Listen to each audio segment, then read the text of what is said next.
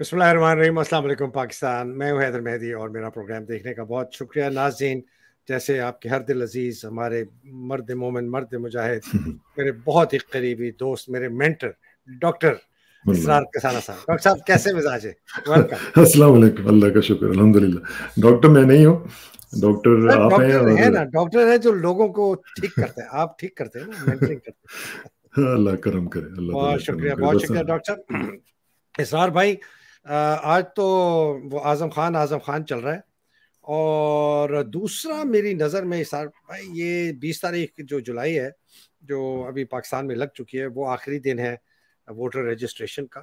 وہ ایک بڑا اہم پہلو ہے. تو آپ کی نظر میں ان دو کو ذرا پہلے ڈسکس کر لیں، پھر ایک موضوع میں اور بھی ہے وہ دیکھتا ہوں اگر وقت رہا تو. یہ اعظم خان کا کیس آپ کیسے دیکھتے ہیں؟ اور بہت ایک عاجزانہ ریکویسٹ ہے کہ یہ جو پہلی محرم ہے اس کے حوالے سے اور پاکستان میں جو ہو رہا ہے اس کا بھی تھوڑا سا ریکویسٹ ہے کہ آپ ذرا اس کو جوڑیں. آپ کی ماشاءاللہ بہت مطالعہ ہے.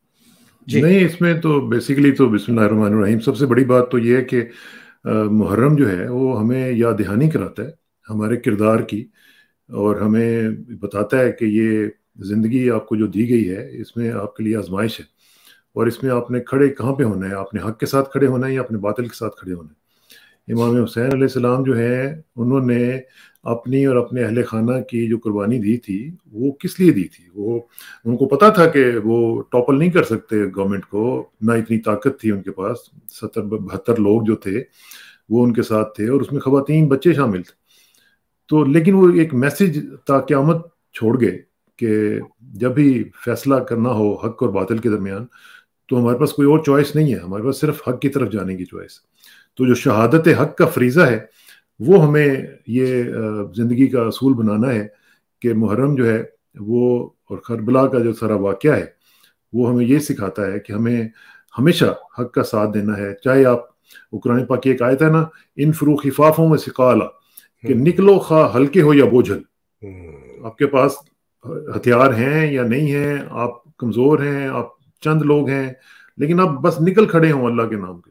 اور جب آپ نکلیں گے تو پھر وہ کامیابی، کئی دفعہ جو شکست بھی ہوتی ہے وہ بھی آپ کے لیے کامیابی ہو جاتی ہے. تو وہ قرآن پاک کی ایک اور آیت ہے کہ ہم نے کئی دفعہ چھوٹی طاقت کو بڑی طاقت کے اوپر فتح دی ہے. تو یہ چیز اس میں ہمیں ہمیشہ یاد رکھنی چاہیے کہ، اور خاص طور پہ جو ایک واقعہ ہے کربلا کا، جس طریقے سے یہ سارا معاملہ ہوا، اور کوئی وہ غیر مسلم تو نہیں تھے، مسلمان ہی تھے دوسری طرف بھی. تو اس لیے یہ کہ لوگ کہتے ہیں جی کہ نہیں ہیں تو آخر یہ بھی مسلمان ہی نا. تو یہ اس طرح نہیں ہوتا. یہ آپ کو دیکھنا پڑتا ہے کہ حق جو ہے وہ کدھر ہے اور باطل کس طرف ہے. اور ضروری نہیں ہوتا کہ جہاں پہ زیادہ اکثریت ہو وہی حق ہو. ٹھیک ہے نا؟ تو اس لیے میرا خیال ہے کہ دیٹ از دا میسج. سر بھائی، پہلے ہم نے نا ایک دو تین دن پہلے میرا اور آپ کا، آئی تھنک یا شاید میرا اپنا ویلاگ تھا، میں نے کہا تھا کہ ہر انسان کے اندر نا ایک کربلا ہے. ٹھیک ہے، وہ کربلا کو فیس کرتا ہے، اور میرا خیال ہے روز فیس کرتا ہے. یہ صرف ایک واقعہ نہیں ہے. اور کربلا کیا ہے کہ میں حسینیت کے ساتھ ہوں، مطلب کہ سچ کے ساتھ ہوں، سچائی کے ساتھ ہوں. اور اس سچائی اور ساتھ دینے کے مختلف طریقے ہوتے ہیں. کوئی جہاد کا طریقہ ہوتا ہے تلوار کا، کوئی جہاد ہوتا ہے لکھنے کا، کوئی جہاد ہوتا ہے بولنے کا، کوئی جہاد ہوتا ہے سوچنے کا، کوئی جہاد ہوتا ہے نیت کا. ہر قسم کا جہاد ہے. میں مانتا ہوں سارے لوگ نہیں کر سکتے جہاد تلوار کا یا لکھنے کا یا سامنے یزید کے سامنے آنے کا، مانتا ہوں. دوسرا ہے کہ کیا میں یزیدیت کے ساتھ ہوں؟ میں دنیاوی جو میرے آرام اور آسائش، محلات، دولت، طاقت، پاور، انفلوئنس، اس کے لیے میں اپنی ساری چیزیں قربان کر دوں، بیچ دوں اقدار کو، اخلاق. اور تیسرا ہمارا جو ہے نا سر، وہ ہے کوفہ، کہ میں بزدلی دکھا کے اپنے حسینیت کو مار دوں، یزیدیت میں شامل بھی نہ ہوں، لیکن کوفے میں جا کے چپ کر کے بیٹھ جاؤں. اور اس کی بڑی مجھے مثالیں ملتی ہیں. میرے بڑے بڑے جرنیل دوست، میں ان سے کہتا ہوں کوفہ والا تو نہیں بنو نا یار، مجھے تو مت روکو بولنے سے. ایک ابھی میرا کلاس فیلو نے، 60 سال کا کلاس فیلو ہے، مجھے کہتا ہے یہ کہ تو کیوں کہتا ہے یہ چیزیں؟ میں نے کہا یار تو نہیں کہتا، میں تجھے کہتا ہوں کہ تو کہہ نہ کہہ، مجھے کیوں روکتے ہو؟ تو یہ کوفے والے ہیں سر. بس یہ دیکھیں نا، یہی امتحان ہے نا. میں نے ابھی آپ کو بتایا کہ ضروری نہیں ہے کہ ایک طرف جہاں پہ آپ کو اکثریت نظر آ رہی ہو اور آپ قلیل تعداد میں ہوں تو آپ سمجھیں کہ آپ حق پہ نہیں ہیں. آپ چھوٹی تعداد میں بھی ہو کہ یہ فیل کر سکتے ہیں کہ میرا کمٹمنٹ ہے، میری جو کنوکشن ہے وہ میں اس کے اوپر کھڑا ہوا ہوں، چاہے میرے ساتھ لوگ کھڑے ہوئے ہیں کہ نہیں کھڑے ہوئے. وہ میں اتنا، مجھے عربی زیادہ تو نہیں آتی، لیکن میرا خیال ہے عربی میں ایک کہا جاتا ہے کہ لا یسیر باطل حقا بکثرت متوسکین بہ، کہ کسی جھوٹ کے ساتھ زیادہ لوگ وابستہ ہو جائیں تو اس سے یہ مطلب نہیں ہوتا کہ باطل جو ہے وہ حق ہو جاتا ہے. حق ٹھیک ہے نا جی. تو یہ ہمیں زندگی کے اصول جو ہیں وہ اپنے بنانے چاہیے اور دیکھنا چاہیے، اور حق کے ساتھ جب کھڑے ہوں گے تو آپ کو قیمت بھی دینی پڑے گی. یہ نہیں ہو تو سکتا سر کہ بھائی آپ اس کو ذرا جوڑیں آج کل کے حالات سے، پھر اعظم خان پہ آتے ہیں. آج کل کے حالات سے یہی جو پیغام آپ دے رہے ہیں یا میں جو ذکر کر رہا ہوں، اس کو اگر پاکستان اور موجودہ تناسب میں ہم دیکھیں تو اس کو ہم کیسے ریلیٹ کریں گے؟ دیکھیں اس میں بیسیکلی تو جو اس وقت ہماری جو جنگ چل رہی ہے، جو ایک انٹلیکچوئل جنگ بھی ہے، جو ویسے بھی ایک جو کیا کہتے ہیں لوگوں کے درمیان ایک کشمکش جو سلسلہ شروع ہوا ہے، اس میں ہمیں صاف نظر آ رہا ہے نا کہ حق پہ کون ہے اور حق پہ کون نہیں ہے. اور حق کیا ہے؟ حق یہ ہے کہ جہاں پہ آپ اپنے دین کے لیے، آپ اپنے ملک کے لیے جو دین کے نام پہ بنا تھا، اس کی جو بیسکس ہیں ان کو آپ پریزرو رکھنے کے لیے، ان کو پروٹیکٹ کرنے کے لیے آپ ایک تگودو کر رہے ہیں. اور اس تگودو میں جو لوگ بھی شامل ہیں، اور وہ چاہے تھوڑے ہیں چاہے زیادہ ہیں، وہ اب دیکھیں نا جو لوگ اس وقت جیلوں میں ہیں وہ کیوں ہیں جیلوں میں؟ ان کی کوئی کنوکشن ہے نا، ان کی کوئی کمٹمنٹ ہے. ان کو موت بھی نظر آ رہی ہے، ان کو تکلیف بھی نظر آ رہی ہے، ان کو نقصان بھی نظر آ رہا ہے، اور وہ تمام چیزیں جو ہیں ان کو برداشت کرنے کے لیے تیار کھڑے ہوئے ہیں. اور موت بھی، کئی لوگوں کی موت بھی واقع ہوئی ہے. اب دیکھیں نا جن لوگوں کو گولیاں ماری گئی ہیں، ذلِ شاہ جیسے لوگ، باقی لوگ، پھر عرش شریف مرحوم اس جیسے لوگ جو چلے گئے، اور وہ اب ہمیں یقین ہے کہ وہ اچھی جگہ پہ ہوں گے. اور ویسے بھی نبی کریم صلی اللہ علیہ وسلم کی حدیث ہے کہ تحفۃ المومن الموت، موت جو ہے وہ مومن کے لیے تحفہ ہوتی ہے. تو اب یہاں پہ ہمارے لیے تو یہی ہے کہ جو رائٹ اور رانگ کا جو کانسیپٹ ہے اس میں آپ ہمیشہ رائٹ پہ کھڑے ہوتے ہیں. اور ہاں یہ بھی ہو سکتا ہے کہ آپ کی سوچ میں کوئی اس طرح کی کمی آ جائے، یا کوئی ڈاما ڈول ہو جائے، کوئی اس طرح کی سوچ میں آپ کا کوئی مسئلہ بن جائے، لیکن آپ کو اپنی جو کنوکشن ہے وہ اس کے اوپر کھڑے رہنا پڑتا ہے. آپ کی جو سوچ ہے اس کو اگر آپ کئی دفعہ سوچتے بھی ہیں کہ یار ہمیں کوئی مسئلہ نہ بن جائے یا یہ ہو جائے، اس میں آپ مصلحت کا بھی شکار ہو جاتے ہیں، اور اس میں آپ حکمت کا بھی تقاضا کچھ جو ہے اس کو بھی سامنے رکھتے ہیں. کیونکہ یہ ہمیں بتایا گیا، ہماری جو اسلامک ہسٹری ہے اس میں کئی دفعہ کہا گیا کہ اگر آپ کو وار کے اندر کئی بیٹلز ایسی نہیں ہوتی کہ آپ ہر ایک بیٹل کو آپ پک کریں. آپ کچھ بیٹلز کو پک کرتے ہیں، کچھ بیٹلز کو چھوڑ دیتے ہیں. آپ کے نزدیک ایک اسٹریٹجک جو ٹارگیٹ ہے وہ سامنے ہوتا ہے. ہاں، پک یور بیٹلز. تو اس میں یہ بڑا ضروری ہوتا ہے کہ آپ حکمت کے ساتھ، اپنی پوری اسٹریٹجی کے ساتھ آپ اس کو پرسو کرتے ہیں.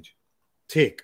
تو ایک اور پہلو مجھے پتا ہے اعظم کا ذرا کرنا ہے ڈسکس، لیکن ایک اور پہلو آپ بات کرتے ہیں تو خیال آ جاتا ہے، وہ ہے جی دو پہلو ہے، ایک مذہبی روحانی اور ایک سیکولر.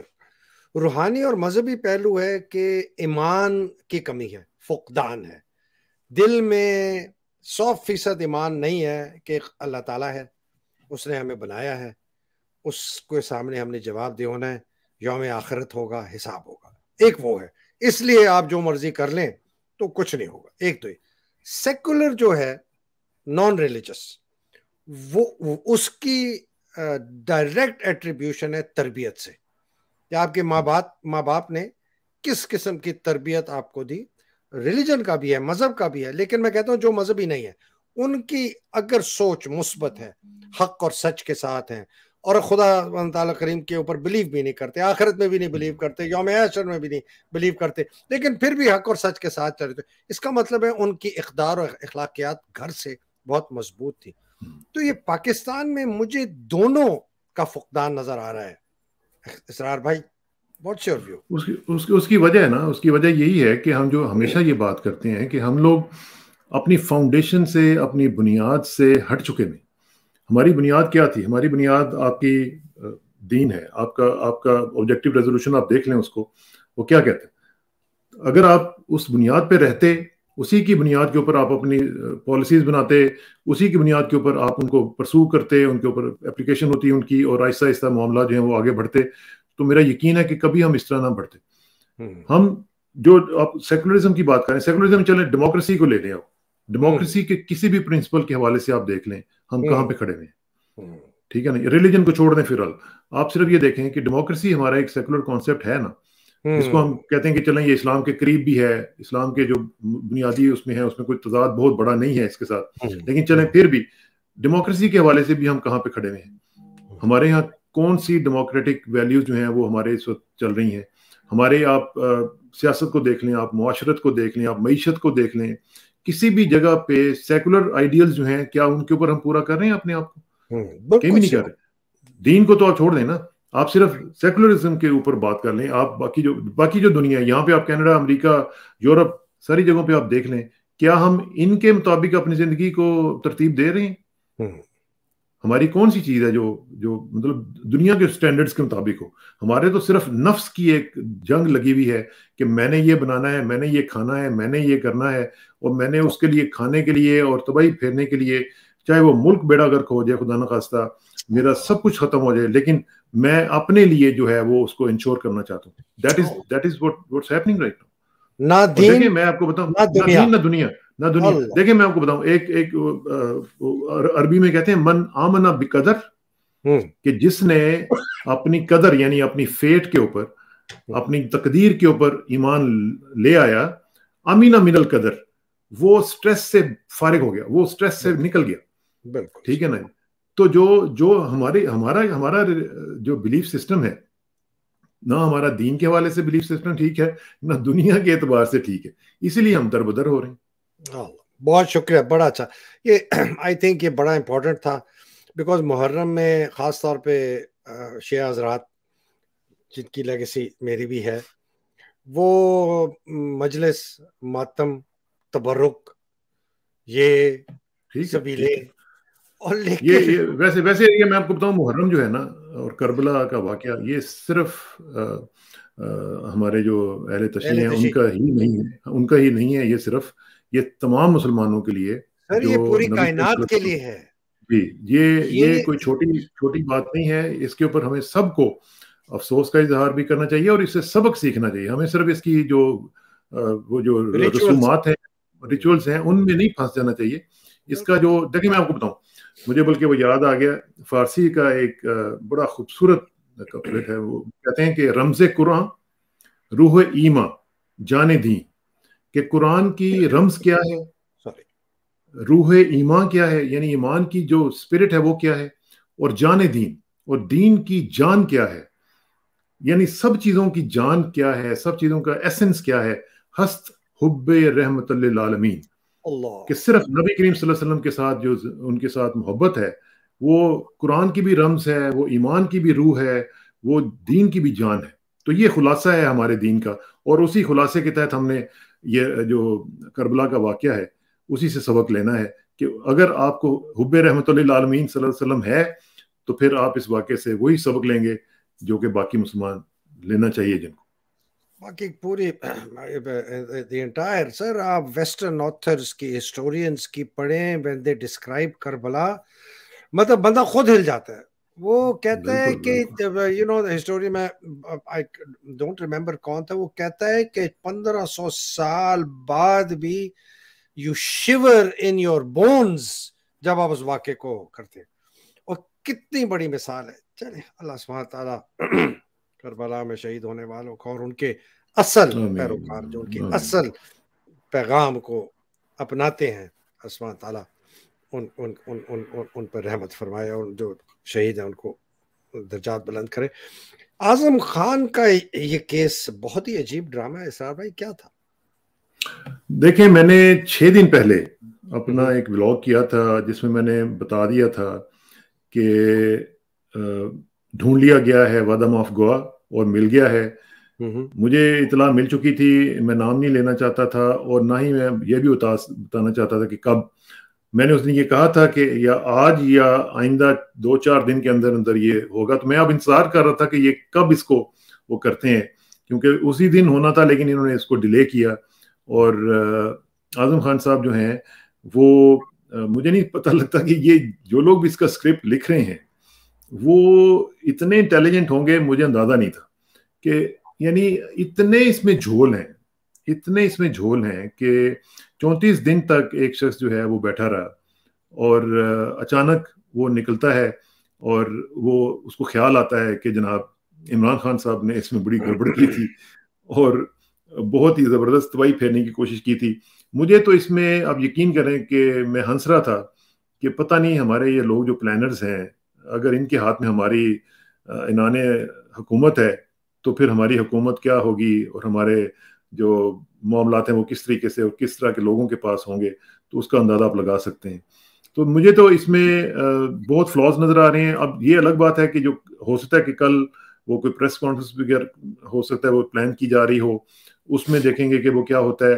سو فار جو ابھی ہمارے سامنے آئی ہیں چیزیں, اس میں تو مجھے لگتا ہے کہ یہ ان کے اوپر واپس بومرینگ کرے گا اور ان کے پاس وہ اس طرح کی چیز مجھے نظر نہیں آ رہی جو کہ عمران خان کو یا ان کے جو پورا ایک بیانیہ ہے اس کو ڈیمیج کر سکے. ہاں, ان کے جو اپنے سو کالڈ ان کے جو دوست ہیں, جو ان کے ہمارے اب میں کیا کہوں, لوگ تو ان کو پریسٹیچیوٹس کہتے ہیں, لیکن اس طرح کے بھی لوگ ہمارے پاس ہیں جو جن کو چیزیں بھیجی جاتی ہیں اور اس کو ایڈٹ بھی نہیں کرتے ہیں اور اسی طرح وہ لگا بھی دیتے ہیں کہ جی یہ دیکھیں اب اس کے بعد ویڈیو لگائیے گا اور اس کے بعد بریکٹ میں لکھا ہوا تھا اس کے بعد یہ کامران شاید. کیا کیا چلو انگریزی ہماری مادری زبان نہیں ہے, لیکن یار یہ جرنلسٹ ہے, اس نے وہ سپیلنگ مسٹیکس, نام کے وہ کیپٹل لیٹر نہیں چھوٹا لیٹر, سپیلنگ غلط نام کی, اعظم خان AZEM, مطلب کہ سر یہ مطلب میں اب ان کو کیا آپ اندازہ لگا لینا پھر کیا لیول ہوگا. تو سر ویسے ایک بڑی انٹرسٹنگ اسرار بھائی اس کے ساتھ ایک جڑی ہوئی خبر ہے. حدیبیہ کا جو 164 کا بیان تھا نا اسحاق ڈار فروڈیے کا, وہ بڑی انٹرسٹنگ ایک لوگ نے کیا جس میں قاضی فائز عیسیٰ کی رولنگ ہے. قاضی فائز عیسیٰ صاحب کہتے ہیں, بڑی انٹرسٹنگ بات کرتے ہیں سر, وہ کہتے ہیں جی 164 کا جو بیان ہے وہ اس کی قانونی حیثیت اور اثر تبھی ہوتا ہے جب جو 164 کا بیان دے رہا ہے جس کے خلاف دے رہا ہے اس کی موجودگی میں دے. یہ قاضی فائز عیسیٰ نے اس بیسس پہ حدیبیہ کا 164 کا اسحاق ڈار کا بیان ایکسپٹ نہیں کیا اس کیس میں. دوسری بات کہی سر, سمجھ آ رہے, پہلے انہوں نے کہا جی 164 کا بیان میجسٹریٹ کے سامنے ہوگا اور اس میں جس کے خلاف ہے وہ موجود ہوگا, پہلی بات. دوسری بات کہی کہ جس کے خلاف بیان دے رہا ہے اس وقت اس کی موجودگی میں دے رہا ہے, اس کے بعد اس کو اس آدمی کی جرح کرنے کی پوری اجازت ہے. جب تک وہ جرح نہیں کرے گا یہ 164 کا بیان کی کوئی حیثیت نہیں ہے. اس وجہ سے میں اس بیان کو رد کرتا ہوں. یہ فائز عیسیٰ کی اپنی رولنگ ہے سر. اور اب وہ دیکھیں یہ اس میں صرف یہی نہیں ہے, اس میں تو بہت سارے جھول ہیں. میں نے آپ کو بتایا نا کہ ایک تو یہ آپ مجھے بتائیں کہ 34 دن تک اعظم خان اندر رہے ہیں, کہاں پہ تھے ہمیں نہیں پتا. اب یہ ہائیڈنگ تھی یا یہ اغوا تھا, اور اغوا بھی تھے یا ہائیڈنگ بھی تھی, تو وہ اچانک جا کے تو وہ کہاں پہ پولیس اسٹیشن پہ چلے گئے اور کہاں پہ جا کے انہوں نے یہ ریکارڈ کروایا. 35ویں دن ان کو کہاں سے خواب آئی. پھر یہ مجھے یہ بتائیں کہ گمشدگی کا ایک مقدمہ ان کے متعلق جو ہے وہ دائر کیا گیا تھا, وہ اس کا کیا بنا, وہ کہاں پہ ہے. اور یہ بھی پتہ چلنا چاہیے کہ ہو کڈنیپڈ ہم, کہاں پہ تھے اور کس نے ان کو یہ کڈنیپ کیا ہوا تھا. پھر دوسری بات یہ ہے کہ یہ جو ریکارڈڈ سٹیٹمنٹ ہے یہ while he was missing, یہ ریکارڈڈ سٹیٹمنٹ کس نے ریکارڈ کی اور کیسے ہوگی, یہ بھی کویسچن ہے. اور پھر یہ بھی کویسچن ہے کہ PMLN جو ہے وہ اس کو کیوں سرکولیٹ کر رہی ہے اور کروا رہی ہے اپنے دوستوں سے, یہ بھی بڑی ضروری بات ہے دیکھنے والی. اب یہ آپ نے خود ہی بتا دیا کہ 164 کی کیا حیثیت ہے قانون شہادت کے حوالے سے, اور اس کے کیا یہ قانون شہادت کے جو تقاضے ہیں وہ اس میں پورے ہوتے ہیں. میرا تو نہیں خیال کہ پورے ہوتے ہیں. اچھا پھر دوسری طرف ذرا آ جائیں, وہ جو نیشنل سیکورٹی کونسل کی میٹنگ ہوئی تھی اس میں کون کون سے لوگ شامل تھے, اس میں آپ کی ٹاپ براس شامل تھی نا, اس میں آپ کے ایئر چیف بھی تھے, اس میں آپ کے نیول چیف بھی تھے, اس میں آپ کے آرمی چیف بھی تھے, اس میں جوائنٹ چیف بھی تھے, ٹھیک ہے جی. وہ سارے اس میں انہوں نے کہا تھا کہ جی ڈیمارچ کیا جائے, بڑا سخت قسم کی لینگویج جو ہے وہ یوز کرنے کا کہا گیا تھا. تو یہ مطلب پھر تو اگر جس طرح آج وہ کہہ رہے تھے کہ آرٹیکل 6 لگے گا, تو پھر آرٹیکل 6 ایک پہ کیوں لگے گا؟ تو پھر تو وہ سارے اس میں شامل ہوں گے. پہ لگے گا سر, مجھے تو سمجھ نہیں آئی, مطلب وہی آرٹیکل نا, 6 کس پہ کس پہ لگے گا؟ اور این ایس سی پہ بھی لگے گا پھر, اور پی ڈی ایم پہ بھی لگے گا, جنہوں نے پھر بعد میں ابھی کانسٹیٹیوشن کی دھجیاں اڑا کے رکھ دی ہیں, اور الیکشنز کروانے کے حوالے سے جو سپریم کورٹ کی جتنی انسٹرکشنز تھیں ان کو سب کو تہے تیگ کر کے رکھ دیا. سر میں نے جی جی جی پلیز نہیں, میں صرف یہ کہہ رہا ہوں کہ یہ اس میں مجھے نہیں نظر آ رہا کہ کوئی یہ کہیں کھڑی ہو سکتی ہے. اور دیکھیں آپ کیسے پینک ہوئے ہیں اس وقت, جب سے عمران نے کہا کہ ٹھیک ہے پھر این جی سے ہی اب وہ پریس کانفرنس کرنے جا رہے ہیں صبح, اور وہ دیکھیں گے کہ اس میں کیا کیا چیزیں سامنے لانی ہیں, اور جو چیزیں وہ پہلے نہیں بھی لے کے آئے سامنے, ہو سکتا ہے وہ بھی سامنے لے آئیں.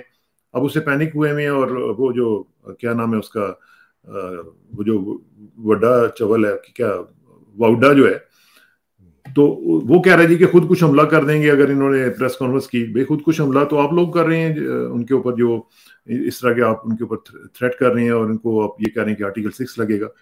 تو ایک بندے کو جب آپ اتنا کارنر کر دیتے ہیں اور اس کو بالکل ہی دیوار کے ساتھ لگا دیتے ہیں, تو وہ اپنا بیان تو دے گا نا, وہ اپنا تو ورژن دے گا. بالکل دے گا. سر میں نا ایک تھوڑا سی سخت بات آخر میں کرنے والا ہوں معذرت کے ساتھ. مجھے پتا ہے بہت نرم بات کرنے والے ہیں, صحافی ہیں. میں چونکہ صحافی نہیں ہوں, میں ایک غصے سے بھرا ہوا ایک انسان, تو مجھے غصہ حرام ہے, غصہ حرام ہے. چلے سر غصہ نہیں, مجھے اس کو کچھ اور لفظ میری بات سنیں, جب ہم غصے میں آتے ہیں نا, اچھا غصے میں نہیں کرتا سر, میں ایک نتیجے پہ پہنچا. اور چونکہ یہ پہلی محرم تھی اور محرم کے متعلق میں بہت سوچ رہا تھا, پڑھ بھی رہا, میں نے کہا کہ پاکستان کا مسئلہ کیسے حل ہوگا. ہم کہتے ہیں فیئر اینڈ فری الیکشن ہو جائے گا. میرا نتیجہ سر یہ ہے کہ جب تک, پہلے تو میرا کنکلوژن یہ کہ پاکستان کا سب سے بڑا دشمن اس وقت افواج پاکستان ہے. اس کی سالمیت, اس کی اپنی ایگزسٹنس کا جو دشمن ہے وہ افواج پاکستان ہے, جس فارم اینڈ شیپ پہ وہ ابھی ہے. جس طرح کے اس کے پروموشن ٹرانسفر پوسٹنگز ہے, جس طریقے سے اس کے بے لگام طاقت ہے, اس کی اپنے اس کے جرنیلوں کی, اس کی آرمی چیف کی, جس وجہ سے وہ 4 مارشل لا لگاتی ہے اور پاکستان کی سارے اس نے جتنے بھی ہمارے ادارے تھے ان کو تباہ و برباد کیا, جس طریقے سے انہیں پاکستان کے اوپر قبضہ کر کے سارے اداروں پہ قبضہ کر کے اور کرپشن اور لوٹ مار کا بازار گرم کیا, سمگلنگ کرتے ہیں, ڈرگ سمگلنگ کرتے ہیں, ڈیزل کی سمگلنگ کرتے ہیں, پتہ نہیں کیا کیا کرتے. جس طریقے سے انہوں نے ملک کے اندر ایک بندوقیں جو ہندوستان کی طرف یا دشمن کی طرف کر لی تھی وہ اپنے لوگوں کے نائتے شہریوں کی طرف کرتے ہیں.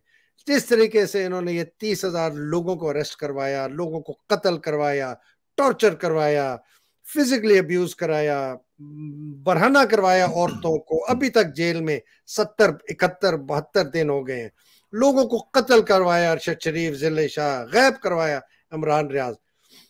اور جس طرح انہوں نے آئین توڑا اور قانون توڑا, اور جس طریقے سے انہوں نے ڈاکو لٹیروں کو لے کے آگے, اس وجہ سے میں کہتا ہوں کہ افواج پاکستان اس فارم اینڈ شیپ میں سب سے بڑا دشمن ہے.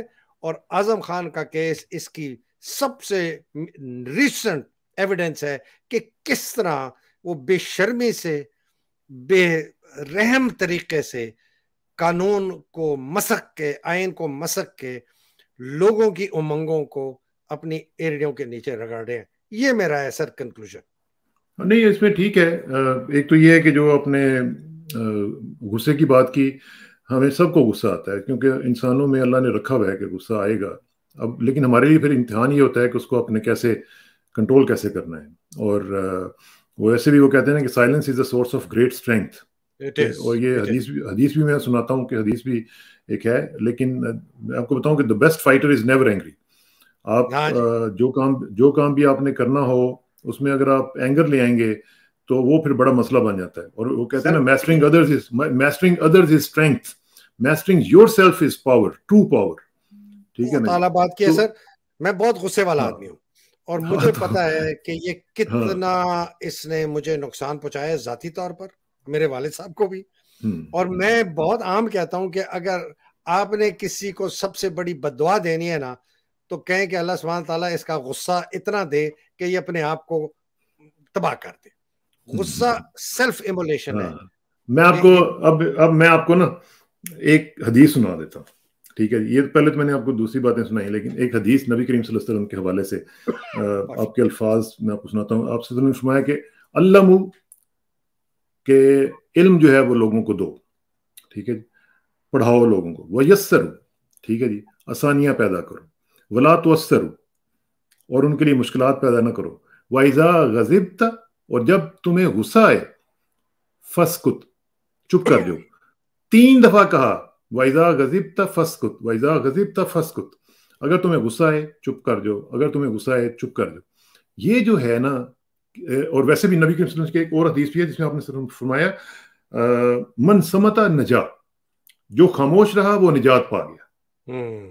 ٹھیک ہے جی. تو یہ جو چیز ہے یہ ہمارے لیے بڑی ضروری ہے کہ ہم اس کو سمجھیں. اور کیونکہ جب آپ غصے میں آتے ہیں تو یو لوز یور مائنڈ، آپ کے دلائل ختم ہو جاتے ہیں. پھر آپ کے اندر وہ اتنا وہ زیادہ ایرپشن ہوتی ہے کہ پھر آپ اس پر آپ گفتگو بھی نہیں کر سکتے. لیکن میں صرف یہ گزارش کر رہا ہوں کہ آپ کی جو بات ہے اس میں دلائل کے ساتھ بالکل بات ہو سکتی ہے اس کے اوپر، اور ہونے بھی چاہیے. اور اسی وجہ سے دیکھیں اس وقت ہم بات یہ بھی کر رہے ہیں کہ ہمارے تمام اداروں میں انکلوڈنگ ہماری فوج جو ہے اس میں ریفارمز کی ضرورت ہے، اور اس میں ہر جگہ پہ ریفارمز کی ضرورت ہے. کیونکہ اسی وجہ سے آج ہم سارے جو ہیں اس طرح کے معاملات کا شکار ہوئے ہیں کہ ہمیں ایک تو ٹرانسپیرنسی نہیں ہے، اور دوسری بات یہ ہے کہ کسی ادارے کے متعلق یہ کہنا کہ جی آپ کے ہاں ریفارمز کی ضرورت ہے، یہ غداری نہیں ہے. یہ غداری نہیں ہے. اگر ہم سیاستدانوں کو کہتے ہیں کہ بھئی آپ کے ہاں یہ چیزیں ہونی چاہیے، تو یہ ہم غداری نہیں کر رہے، یہ ہم اپنے ملک کے ساتھ وفا کی جو وہ علامت ہے وہ ظاہر کر رہے ہیں. اسی طرح اگر ہم فوج کے بارے میں یا کسی اور ادارے کے بارے میں کہتے ہیں، پولیس کے بارے میں ہم ہر روز کہتے رہتے ہیں، عدلیہ کے بارے میں کہتے ہیں، بیوروکریسی کے بارے میں کہتے ہیں، تو یہ غداری نہیں ہوتی. یہ اس کو سمجھنے کی بھی ضرورت ہے، اور سب کو سمجھنا چاہیے کہ بھئی یہ لوگ ہیں، یہ اپنا کام کر رہے ہیں اور اس میں کرنے دینا چاہیے. سر اصل میں نا تاریخ کی جو سیکریفائسز ہے نا وہ ہمارے ملک کو نہیں پتا. آپ کو پتا ہے پہلی جنگ عظیم اور دوسری جنگ عظیم میں 140 million people were killed, 140 million لوگ مارے گئے، فوجی اور سیولین. پاکستان کی 3-4 جو ہماری سکرمشز ہوئی ہیں، جنگ تو میں ان کو کہتا بھی نہیں ہوں، ٹوٹل ہمارے نا 8,000-9,000 فوجی ہیں. ہمارے پولیس والے ان دا لائن آف ڈیوٹی فوج سے تقریباً دگنے مارے گئے ہیں، ٹھیک ہے نا. لیکن ہم نے ایک ایسا ڈرامہ بنایا ہے، اللہ معاف کرے، میں شہیدوں کا ایک ایک خون میرے اپنے رگ کے ایک ایک خون کے ساتھ ہے، ٹھیک ہے جی. میں ان کی شہادت کو بلیٹل نہیں کر رہا. میں اس فوج کو، ان کی شہادت کو جس طرح یہ استعمال کرتے ہیں اپنے کرپشن کو، اپنی تباہی اور بربادی جو انہوں نے پاکستان پہ کی ہے، جو قانون توڑا ہے، جو آئین توڑا ہے، اس کو سہارا لے کے، جس طرح پیپلز پارٹی بھٹو کی ہینگنگ کا سہارا لے کے انہوں نے اپنی یہ 40 سال کی جو ہے نا سیاست کی ہے. مجھے اس پہ بہت کوفت ہوتی ہے سر. ہمارے اس خطے نے، ویسٹ پاکستان نے کوئی سیکریفائس نہیں کیا پاکستان کے لیے. بہت کم لوگوں نے جتنا کیا وہ سینٹرل انڈیا، بہار، بنگالیوں کو پہلے پتہ چل گیا کہ یہ کم بخت جو ہے نا ان کے ساتھ رہنا مشکل، انہوں نے تو اپنا جان چھڑا کے چلے گئے. 1857 میں بھی بغاوت انگریز کے خلاف بنگالی نے کی، بہاری نے کی. ترکوں کے خلاف فلسطین میں 95,000 پنجابی لڑا، بیشتر مسلمان، کچھ سکھ، چند پٹھان. تو یہ ہے سر ہماری تاریخ. سر میں آخر میں ایک سوال آپ سے پوچھنا تھا الیکشن کا. یہ ایک میں چھوٹا سا یہ ذرا دکھا دوں یہ الیکشن کے رجسٹریشن کے متعلق. ووٹ ڈالنا ہر پاکستانی کا حق بھی ہے اور فرض بھی. ابھی اپنا قومی شناختی کارڈ نمبر 8300 پر میسج کریں. چکے جاؤں گے. اندراج نہ ہونے یا غلط پتہ پر اندراج کی درستگی کے لیے اپنے قریبی الیکشن کمیشن کے دفتر جائیں اور متعلقہ فارم بھر کر اپنے ووٹ کو یقینی بنائیں. بس کر چکے جاؤں گے. ووٹ کے اندراج کی آخری تاریخ 13 جولائی ہے. اپنے دوستوں خیال چل نہیں رہا تھا ہے بھائی، چل رہا تھا نہیں چلا ہے، ہمیں دیکھ رہا تھا، میں دیکھ اچھا دیکھ رہا رہے تھا، وہ کہہ رہا تھا چکے جاؤں گے. اچھا ووٹ ڈالنا ہر پاکستانی کا حق بھی ہے اور فرض بھی. ابھی اپنا قومی شناختی کارڈ نمبر 8300 پر میسج کریں. وہ چکے جاؤں گے. اندراج نہ ہونے یا غلط پتہ پر اندراج کی درستگی کے لیے اپنے قریبی الیکشن کمیشن کے دفتر جائیں اور متعلقہ فارم بھر کر اپنے ووٹ کو یقینی بنائیں. وہ بس کر، چکے جاؤں گے. ووٹ کے اندراج کی آخری تاریخ 13 جولائی ہے. اپنے دوستوں، رشتہ داروں، چاچا چاچی، محلے کی ماما مامی کو بھی یہ پیغام پہنچائیں. پہنچتے تائی بھی چکی جائے گی. اس کی باتوں کو چھوڑیں اور اپنے ووٹ کو یقینی بنائیں. یاد رہے، ووٹ کے اندراج کی آخری تاریخ 13 جولائی ہے. بھائی صاحب یہ 13 نہیں ہے، 20 جولائی ہے. تو لوگوں سے کہنا کہ چکے نہ جاؤ، جا کے ووٹ کا اندراج کرا. تو آپ تو بڑے ماڈرن ہو گئے ہیں، بڑی ٹیکنالوجی آپ استعمال کر رہے ہیں ماشاءاللہ. سر یہ میرے پیٹرنز ہیں نا، جو ان کی مہربانی ہے کہ میں نئی چیزیں لا رہا ہوں، نیا اکوپمنٹ لا رہا ہوں، سب کچھ لا رہا ہوں. تو سر آخری کلوزنگ کامنٹس کیا ہیں سر؟ سر بس دعا کریں کہ اللہ تعالیٰ ہمیں توفیق دے کہ ہم اپنے ملک کو بچا سکیں، اپنے اداروں کو بچا سکیں، اور سب سے بڑی جو بات ہے نا، میں سمجھتا ہوں کہ وہ یہ ہے کہ اپنی ذات سے اٹھ کے پھر ہم پاکستان کا سوچیں. اپنی ذات ہماری جو ہے وہ ٹھیک ہے میٹر کرتی ہے، لیکن ضروری نہیں ہوتا کہ آپ ہر وقت ایک ہی چیز کے بارے میں سوچتے رہیں کہ میں یہ اس طرح جو ہے نا وہ چیزیں چلتی نہیں ہیں. دیکھیں بڑا ضروری ہوتا ہے کہ آپ نیشنل انٹرسٹ کو دیکھتے ہیں، سامنے رکھتے ہیں کہ بھئی ہمارے ملک کی کیا ضرورت ہے. وہ مجھے بلکہ یاد آ رہا ہے ایک شعر تھا کہ پھر رہے ہیں خزاں کے ہر کارے، پھر رہے ہیں خزاں کے ہر کارے، چمن بچاؤ کے آشیاں کا وقت نہیں. ٹھیک ہے نا، اس وقت ہمیں اپنے چمن کو، اپنے ملک کو بچانا ہے، اپنے گھروں کو نہیں بچانا. ہمارا ملک جو ہے اس وقت اس کو بچانے کی ضرورت پڑی ہوئی ہے. ہمارے گھر جو ہیں وہ بچ گئے اور چمن نہ بچا تو پھر کچھ بھی نہیں بچے گا. تو لیٹس تھنک اباؤٹ اٹ. بہت شکریہ اسرار بھائی. اللہ سبحانہ تعالیٰ آپ کو، آپ کے اہل و عیال کو، سب کو اپنے حفظ و امان میں رکھے. پاکستان کی جو حقیقی آزادی کی جنگ لڑنے والے ہیں ان کو حفظ و امان میں رکھے. جو بیچارے شہید ہو گئے، اللہ سبحانہ تعالیٰ ان کے درجات بلند کرے. جو ہماری خواتین، ہمارے لوگ جو قید میں ہیں، ٹارچر ہو رہے ہیں، اللہ سبحانہ تعالیٰ ان کی مشکلیں آسان کرے. خاص طور پہ ہمارے عمران ریاض خان کا اللہ سبحانہ تعالیٰ ان کو لے کے آئے. مجھے بہت ان کے متعلق بڑے خدشات ہیں. پاکستان کو اپنے حفظ و امان میں رکھے. اور ختم کرنے سے پہلے اسرار بھائی اپنی دعا کیجیے گا تو پھر میں اس کو ختم کروں. بہت بہت شکریہ حیدر بھائی، اور ویورز کا بھی بہت بہت شکریہ. اس رمضان کے ان دنوں میں بہت ضروری ہے کہ ہم اس میسج کو اپنی زندگیوں کا حصہ بنائیں، اس کو انٹرنلائز کریں، اس کے اوپر ریفلیکشن ہماری ہونی چاہیے. ہم دیکھتے رہیں کہ بھئی یہ کیوں ہوا تھا، اس کا کیا کیا سلسلہ ہوا، اور آج ہم یہ کتنا ریلیونٹ ہے ہمارے لیے، اور اس کو زندگیوں کا اوڑھنا بچھونا بنانے کی ضرورت ہے. اور اس میں یہ بھی ہے کہ 9-10 کا روزہ بھی رکھنے کی کوشش کریں جو لوگ رکھ سکتے ہیں. اور پھر انشاءاللہ آپ سے ملاقات بھی ہوگی. آخر میں دعا کہ میری عزت کے لیے کافی ہے کہ میں تیرا ہی بندہ ہوں، میرے فخر کے لیے کافی ہے کہ تو ہی میرا پروردگار ہے. تو بالکل اسی طرح جس طرح میں چاہتا ہوں مجھے بھی اسی طرح بنا دے جس طرح تو چاہتا ہے. سپردم بتومائے خیش رو تو دانی حساب کم و بیشرا. مجھے اور حیدر بھائی کو اجازت دیجیے، جلدی ملاقات ہوگی انشاءاللہ. اللہ حافظ. پاکستان زندہ باد، پاکستان پائندہ باد. الہی آمین. السلام علیکم. بہت شکریہ اسرار بھائی.